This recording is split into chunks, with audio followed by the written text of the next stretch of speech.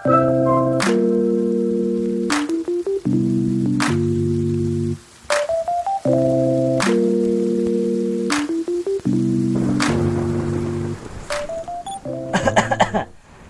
assalamualaikum warahmatullahi wabarakatuh. Jumpa lagi dengan kita channel Sarjana Indonesia, channel yang jelas Indonesia. Kali ini kita akan mengaplikasikan dolomit atau kapur pertanian ya, yang digunakan untuk meningkatkan pH pada tanah. Jadi tanah-tanah yang asam itu biasanya untuk meningkatkan pH-nya kita aplikasikan yang namanya dolomit. Nah, cuman di sini kita akan mencoba menggunakan Petroces. Jadi pupuk dari pemerintah ya, dari BUMN kalau tidak salah, Petroces dari Petrokimia kayaknya kalau tidak salah ini. Ini kita akan aplikasikan guna untuk menaikkan, sebenarnya bukan menaikkan, lebih tepatnya sih menetralkan posisi tanah agar ada di posisi netral. Karena saya khawatir juga kalau tanah-tanah yang asam itu dampaknya akan membuat mikroorganisme itu mudah sekali berkembang di lahan kita. Tapi kalau dengan kondisi yang netral itu biasanya mikroorganisme akan cenderung sedikit karena lingkungannya tidak sesuai dengan yang diinginkan. Aplikasinya sih mudah. Kalau saya sendiri memang saya akan masukkan dalam timba, karena kalau langsung satu sak tidak kuat juga. Monggo Pak. Yes. Tapi walaupun Petroces itu juga tidak boleh digunakan terlalu berlebihan, kita juga harus menggunakan secara terukur kayak gitu. Cara aplikasinya seperti apa? Yuk ikuti.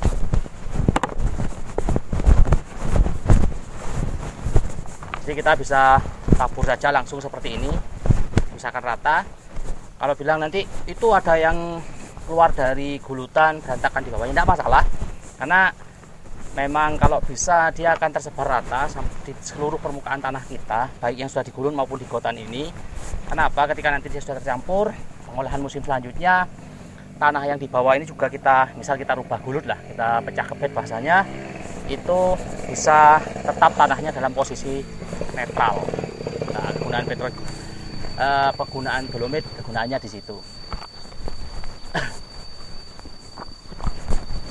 Kalau seberapa banyak sih sebenarnya penggunaan dolomit itu tergantung kondisi tanahnya. Jadi kita perlu yang namanya mengukur pH tanah.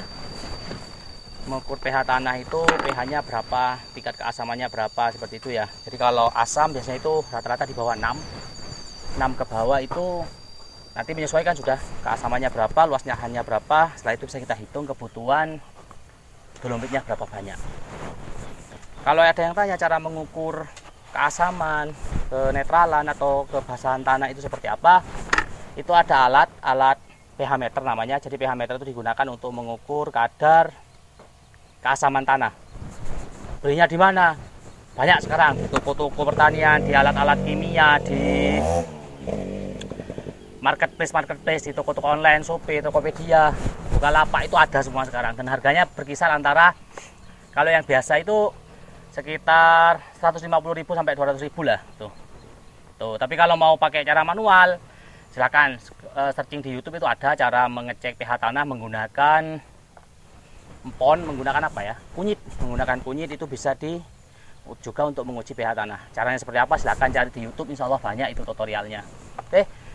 Jadi kalau dolomit itu sebenarnya sih bukan pupuk ya. Dolomit itu bukan pupuk. Dolomit itu, tapi dia juga mengandung unsur hara yang nanti bisa digunakan oleh tanaman juga, yang akan bisa diserap oleh tanaman. Jadi sebenarnya dolomit itu tujuan utamanya adalah untuk menetralkan pH tanah. Tanah yang asam kita aplikasi dolomit, karena dolomit ini sifatnya basah. Jadi ketika tanah itu dalam keasam, kita kasih dolomit, maka tingkat keasamannya akan turun otomatis, dia akan menuju ke netral. Netralnya itu berapa sih? Itu macam-macam sih, ada yang 6, ada yang 7 pendapat, tapi yang pas itu ya 6 lah.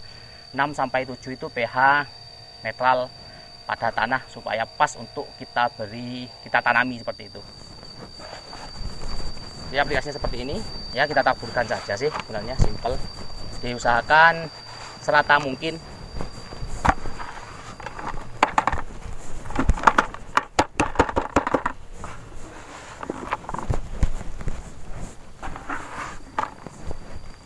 Kalau ada juga, kalau pakai kapur bangunan gimana? Jangan.